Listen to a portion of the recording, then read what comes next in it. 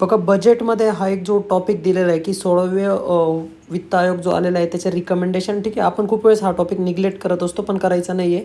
कारण UPSC 2023ला direct प्रश्न याच्यावर विचारला गेला होता ठीक आहे. तर आता बघून घेऊ आपण काय काय चेंजेस करण्यात आलेले.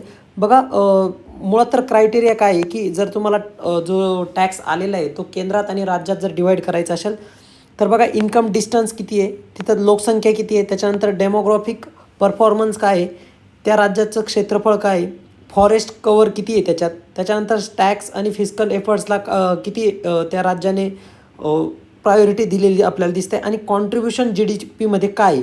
हा एक नवीन मुद्दा आलेला आपल्याला दिसतोय आणि हा एक जो मुद्दा आहे आपल्याला इलिमिनेट झालेला दिसतोय 16वा वित्त आयोग ठीक आहे.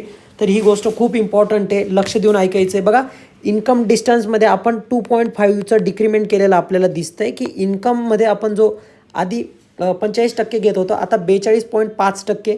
त्याच्यानंतर पॉप्युलेशनमध्ये 17.5% आपल्याला वाढ झालेली दिसते. हे 2.5 आपल्याला इकडे गेलेले दिसतात. त्याच्यानंतर बघा डेमोग्राफिक परफॉर्मन्समध्ये 12.5%वरून 10%वर आलेलं आपल्याला दिसतं आहे. एरिया त्या राज्याचा एरिया किती आहे याच्यातसुद्धा आपल्याला डिक्रीमेंट झालेलं दिसतं आहे 5%चं. त्याच्यानंतर फॉरेस्ट बघा 10% सेम आहे. म्हणजे फक्त एकच गोष्ट आपल्याला आता सेम राहिलेली दिसते ते म्हणजे फॉरेस्ट कवर किती आहे त्या राज्यात. त्याच्यानंतर टॅक्स आणि फिस्कल एफर्ट्स 16व्या वित्त आयोगाने कॅन्सल केलेलं दिसतं आहे आपल्याला आणि नवीन एक कॉलम दिसतो आहे की कॉन्ट्रीब्युशन टू GDP म्हणजे नॅशनल जो आपली की इंडियाची GDP आहे यामध्ये त्या राज्याच्या GDPचा किती कॉन्ट्रीब्युशन आहे त्याला आपण आता नवीन 10% देण्यात आलेले आहे.